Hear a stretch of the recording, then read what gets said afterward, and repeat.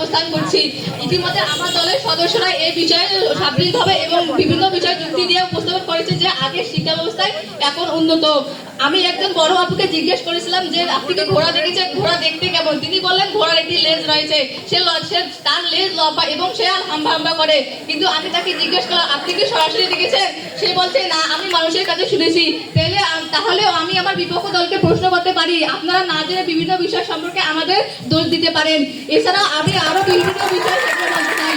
এছাড়া মানিকা মোটানার বিশ্ব এগিয়ে যাচ্ছে তার ৩০০ গতিতে। এর অবস্থায় আমাদের শিক্ষা ব্যবস্থা যদি প্রাচীনকালে যায় তাহলে আমরা বিভিন্ন বিষয়ের দিকে পিছিয়ে যাব। তাই আমাদের অবশ্যই শিক্ষা ব্যবস্থাকে ভালোভাবে নিতে হবে এবং আগের শিক্ষা ব্যবস্থা থেকে নতুন শিক্ষা ব্যবস্থা উত্তম এটি আমাদের ধরে নিতে হবে। তাহলে এটা আমাদের বুদ্ধিমত্তার কাজ হবে। বিজ্ঞ বিজ্ঞানক মন্ডলী ২০০১ সালে প্রথম গ্রেড পদ্ধতি চালু হয়। জিপিএ 5 এর সংখ্যা ছিল ৭৬ জন। যখন ২০২৪ সালে আসে তখন এর সংখ্যা হয় ১,৮২,১২৯ জন।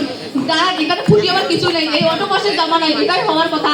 কিন্তু 10 মাস স্কুলের বারান্দায় না খেয়েছে একজন শিক্ষার্থী আলির সাহায্যে হেল্প নিয়ে মুখস্থ পন্থা অবলম্বন করে জিপিএ 5 পরীক্ষায় ভালোভাবে ফলাফল অর্জন করেছিল।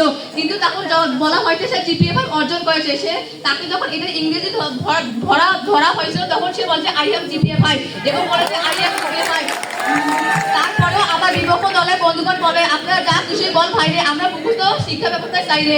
বিজ্ঞ বিচারক মন্ডলী সংস্কৃতি জরিপ অনুযায়ী মাধ্যমিক পাস হারে এবং জনগোষ্ঠীর মধ্যে 2.82% বা 7,29,000 বেকার মানুষ ছিল। উচ্চ মাধ্যমিক পাস করায় মধ্যে বেকারত্বের হার ছিল 4.94%। সব মিলিয়ে 2022 সালে বাংলাদেশে বেকারত্বের হার ছিল 25,82,000 এবং বর্তমানে বাংলাদেশের বেকারত্বের সংখ্যা হচ্ছে 25,90,000। আমার প্রতিপক্ষ দলের কাছে প্রশ্ন রেখে দিতে চাই, বর্তমানে বছরের পর বছর বেকারত্বের হার বাড়তেছে কেন? চাকরি বাজারে গিয়ে সবাই হাবুডুবু খায় কেন? বিজ্ঞ বিচারক মন্ডলী আপনারা হবে যে অষ্টম শ্রেণীর ডিজিটাল প্রযুক্তি বইয়ে আমরা বিভিন্ন বিষয়ে উদ্যোগ গ্রহণ করেছিলাম, বিভিন্ন উদ্যোক্তা হিসাবে কাজ করেছিলাম। ওয়েবসাইট ডিজাইন থেকে শুরু করে নেটওয়ার্ক তৈরি সকল বইগুলো আধুনিকরণ করা হয়েছে। একজন শিক্ষার্থী সূত্র মুখস্থ না করে নিজ সূত্র তৈরি করার ক্ষমতা রাখতেছে। সবাই তাকে হাতে কলমে বুঝাইতেছে। অর্থাৎ বর্তমান শিক্ষা ব্যবস্থার সমস্যা সমাধান দক্ষতা, সৃজনশীল দক্ষতা, ডিজিটাল দক্ষতা এবং মৌলিক দক্ষতা সব বিষয় সহ আমাদের পরবর্তী প্রজন্মকে এই শিক্ষা ব্যবস্থা আমাদেরকে স্মার্ট বাংলাদেশ নাগরিক হিসেবে প্রতিষ্ঠিত করবে।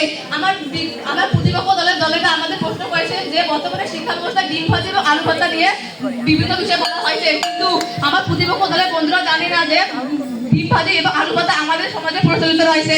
আমি এই বক্তব্যে উপস্থিত হওয়ার সময় আমার প্রতিবেশীর এক পরিবার ঝগড়া দেখে এসেছিলাম। তা হচ্ছে শাশুড়ি এবং বৌমার ঝগড়া। তাদের প্রতিদিনে এই ঝগড়া লেগে থাকে। শাশুড়িটি উচ্চশিক্ষা শিক্ষিত, পুরাতন কারিগরের শিক্ষা গ্রহণ করেছে, অথচ সে জানে না যে ডিম ভাজি এবং আলু ভর্তা কিভাবে করতে হয়। সামান্য জ্ঞান কিন্তু তার মধ্যে নেই। আজকে সে যদি এই শিক্ষা ব্যবস্থা দেখা পারতো, যদি পারতো তাহলে সামান্য কাজকেও সে করতে পারতো। এছাড়া এই নতুন কারিগর পরীক্ষা নিরীক্ষার অবস্থা করা হয়েছে। প্রতিটি বিষয়ে পরীক্ষা নিরীক্ষা করা হয়েছে যা আমাদের বিলাসিতা প্রকাশ করে না। যদি প্রতিটি বিষয়ে আমরা প্রতিনিয়ত পরীক্ষা নিরীক্ষা দিয়ে থাকি তাহলে এটা আমাদের কিভাবে সুবিধা গ্রহণ করে? আর সুবিধা গ্রহণ নাই করে তাহলে আমরা কিভাবে শিক্ষা এইখানে পরীক্ষা দিয়ে থাকি? তাই আমি প্রশ্ন করতে চাই আমার প্রতিপক্ষ দলের দলনীতি কিভাবে এই নতুন শিক্ষা কবে বিলাসিতা দেখতে পেল? ধন্যবাদ।